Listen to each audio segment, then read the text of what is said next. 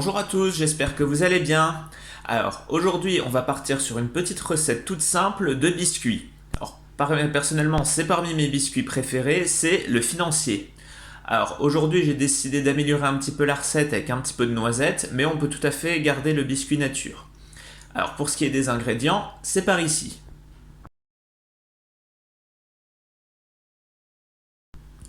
Donc, pour cette recette, vous aurez besoin de noisettes, de 105 g de blanc d'œuf. Donc pour des œufs de calibre gros, ça représente à peu près 3 blancs. 150 g de sucre glace, 25 g de farine, 100 g de poudre d'amande ou de poudre de noisette, vous pouvez changer aussi, et le goût est assez intéressant aussi, 150 g de beurre doux et une gousse de vanille. Alors pour commencer, on va faire torréfier les noisettes. Donc pour ça, vous prenez une plaque de four avec du papier cuisson. Vous prenez vos noisettes que vous disposez, voilà, tranquillement sur la plaque. Et vous enfournez pendant 10 minutes à 200 degrés.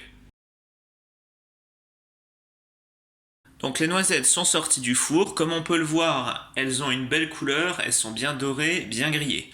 Alors torréfier, c'est pas indispensable, mais d'une part, ça est quand même meilleur, ça permet d'avoir un goût qui est plus prononcé, et d'autre part, ça va être beaucoup plus simple pour enlever la peau, parce que comme vous voyez, j'ai des noisettes qui ont été décortiquées, mais avec toujours la peau. Pour décortiquer les noisettes, vous avez juste, une fois qu'elles sont bien torréfiées, à en prendre quelques-unes dans vos mains, et vous les frottez comme ça, l'une contre l'autre. Du coup, toutes les noisettes vont frotter les unes contre les autres et ça va permettre d'enlever plus facilement la peau. Et là, vous voyez, aucun problème, toute la peau est partie. Et voilà, on a maintenant un bol de noisettes parfaitement grillé et presque intégralement débarrassé de leur peau. Pour la deuxième étape, on prend la poudre d'amande, le sucre glace et la farine. On verse tout dans le même récipient et on mélange. Voilà, donc maintenant on a quelque chose de bien uniforme qu'on va encore tamiser pour être sûr de ne pas faire de grumeaux dans la pâte. Ensuite, on ajoute les blancs d'œufs. Et on va venir mélanger tout ça jusqu'à ce qu'il soit complètement incorporé.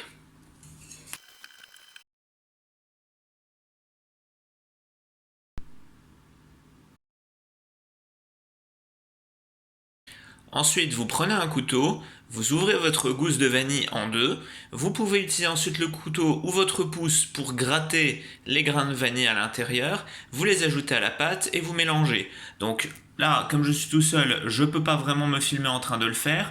Comme vous voyez, on voit les petits grains de vanille déjà directement mélangés à la pâte. Si vous n'avez pas de gousse de vanille chez vous, vous pouvez tout à fait utiliser de l'extrait de vanille liquide. Ça marche aussi très bien et ça ne changera pas la consistance de la pâte au vu de la petite quantité que vous allez devoir utiliser.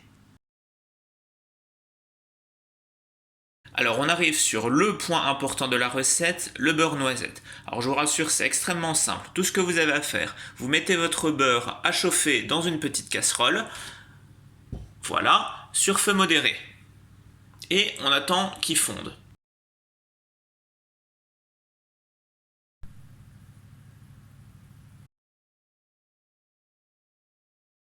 Alors le beurre est déjà bien fondu, on voit qu'il commence à mousser, mais il n'est pas encore prêt. Il faut encore attendre. Donc là, vous entendez le bruit que fait le beurre, on dit qu'il chante. Donc c'est l'étape vraiment indispensable pour avoir un beurre noisette, et c'est vraiment le secret pour avoir des bons financiers. Donc là, comme on peut le voir, voilà, le beurre il est en train doucement de colorer, mais il n'est pas encore couleur noisette, d'où le nom en fait. Donc on attend encore un petit peu.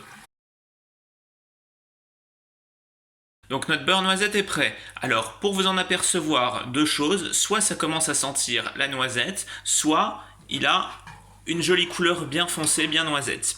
Donc moi je suis anosmique mais pas daltonien, donc je vais me fier à la couleur.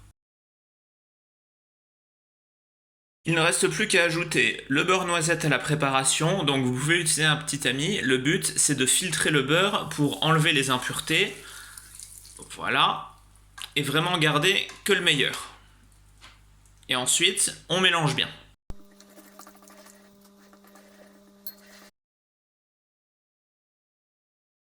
Et voilà, notre pâte est fin prête.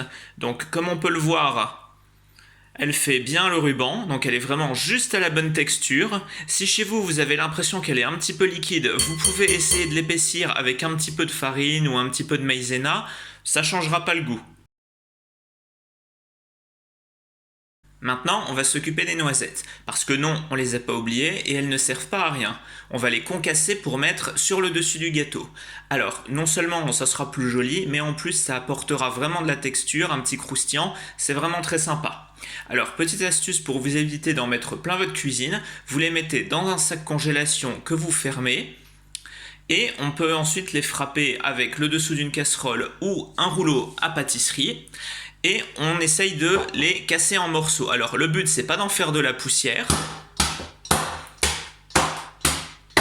On fait vraiment des morceaux assez grossiers.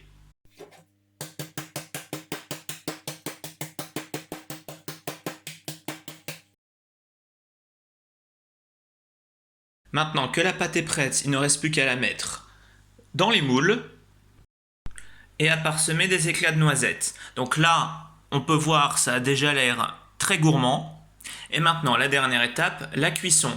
Donc pour ça, on va venir prendre la plaque et les faire cuire à 180 degrés pendant 15 à 20 minutes.